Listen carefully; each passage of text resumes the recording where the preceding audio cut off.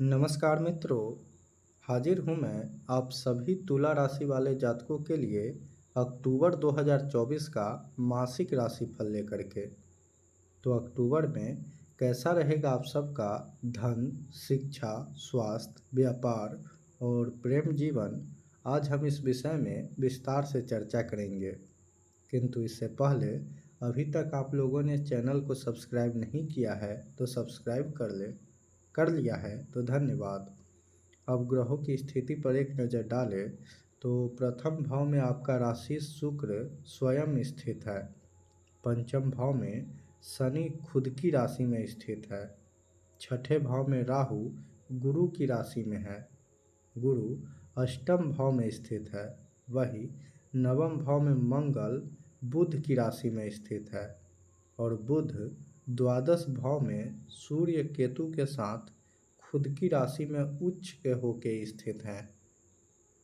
अब इस महीने गोचर करने वाले ग्रहों की बात की जाए तो 10 अक्टूबर को बुध आपके प्रथम भाव में गोचर करेंगे।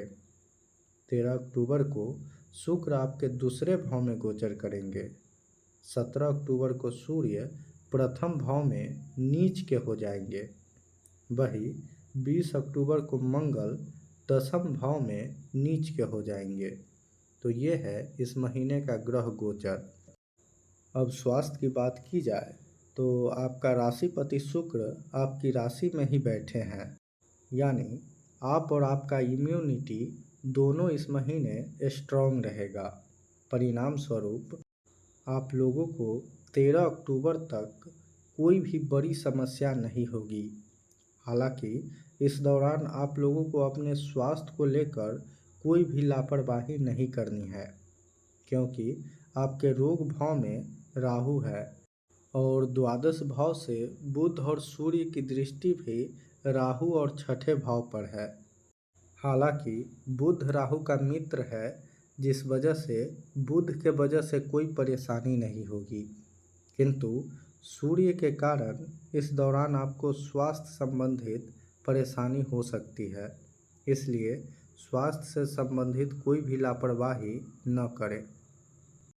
इसके अलावा चोट चपेट लगने के भी योग है और जो लोग दीर्घकालिक रोग से परेशान हैं वे लोग डॉक्टर से संपर्क में रहें।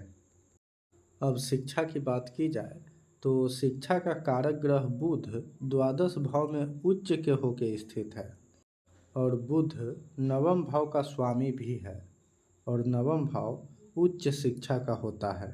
ऐसे में जो छात्र उच्च शिक्षा के लिए विदेश जाने का विचार कर रहे हैं उसके लिए 10 अक्टूबर तक का समय सर्वोच्च है। वही सामान्य विद्यार्थियों की बात की जाए तो शनि और शुक्र दोनों स्वराशि के हैं, यानी 16 अक्टूबर तक का समय विद्यार्थियों के लिए अनुकूल है। फिर 17 अक्टूबर को सूर्य आपके प्रथम भाव में नीच के हो जाएंगे और नीच का सूर्य जब शनि से त्रिकोण का संबंध बनाएंगे, ऐसे में शिक्षा बाधित होगा। वही प्रतियोगी परीक्षा की तैयारी कर रहे छात्रों के लिए ये महीना कुछ अच्छा तो कुछ बुरा है। जो छात्र एंट्रेंस एग्ज़ाम की तैयारी कर रहे हैं उनके लिए ये महीना अच्छा है। वही जो विद्यार्थी सरकारी नौकरी की तैयारी कर रहे हैं उनको काफ़ी चुनौतियों का सामना करना पड़ सकता है और मानसिक तनाव भी रहेगा। हालांकि अगर छात्र अपने ओवर थिंकिंग से खुद को बचाने में कामयाब हो गए तो सफलता तय है। अब आर्थिक स्थिति की बात की जाए तो धनेश मंगल त्रिकोण में स्थित है। ये एक धन योग है, यानी आर्थिक स्थिति इस महीने भी ठीक ठाक रहेगा। हालांकि मंगल 20 अक्टूबर को दसम भाव में नीच के होके गोचर करेंगे। देखा जाए तो धनेश का दसम भाव में जाना भी धन योग ही है, किंतु मंगल यहाँ नीच के हो गए, इसीलिए 20 अक्टूबर के बाद उन लोगों के लिए ये समय बेहतर है जो 2 नंबर से धन की कमाई करते हैं। ध्यान देने वाली बात ये भी है कि सूर्य लाभेश होके प्रथम भाव में नीच के होंगे और ये स्थिति भी अनैतिक कमाई की ओर इशारा कर रहा है।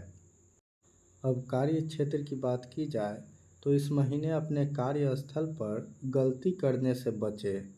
गलती से मेरा मतलब है अनजाने में हुए गलती से नहीं, बल्कि ऐसी गलती जिसे जानबूझकर किया जाए। अगर आप ऐसा करते हैं तो ये आपके व्यवसाय के लिए अच्छा नहीं है। वहीं नौकरी पेशा से जुड़े लोगों की बात की जाए तो सरकारी नौकरी कर रहे लोगों को इस महीने अनैतिक कार्यों से दूर रहना चाहिए। वहीं निजी नौकरी कर रहे लोगों को अपने कार्यस्थल पर सतर्क रहना होगा, क्योंकि संभव है कि आपके खिलाफ राजनीति की जा सकती है। अब प्रेम जीवन की बात की जाए तो महीने का शुरुआती 2 हफ्ता सामान्य रहेगा। फिर 20 अक्टूबर से मंगल नीच के होके आपके पंचम भाव को देखेंगे। पंचम भाव प्रेम का होता है और मंगल का नीच के होके पंचम भाव को देखना आपके प्रेम जीवन के लिए बहुत अच्छा नहीं है। इस दौरान प्रेम में छल भी संभव है।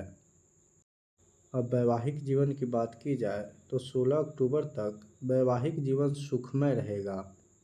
उसके बाद का समय आपके वैवाहिक जीवन में थोड़ा सा उतार चढ़ाव को लेकर आएगा। अब पारिवारिक जीवन की बात करें तो पारिवारिक जीवन में भी थोड़ा बहुत तनाव का माहौल रह सकता है। छोटे भाई बहन को मानसिक तनाव रहने के योग हैं। पिताजी का स्वभाव उग्र हो सकता है, हालांकि उनका स्वास्थ्य भी कमज़ोर दिखाई पड़ रहा है। अब उपाय की बात की जाए तो आप लोगों के लिए माता महालक्ष्मी की पूजा आराधना करना श्रेयस्कर रहेगा। इसी के साथ आज के कार्यक्रम में बस इतना ही। मुझे दीजिए इजाज़त। नमस्कार।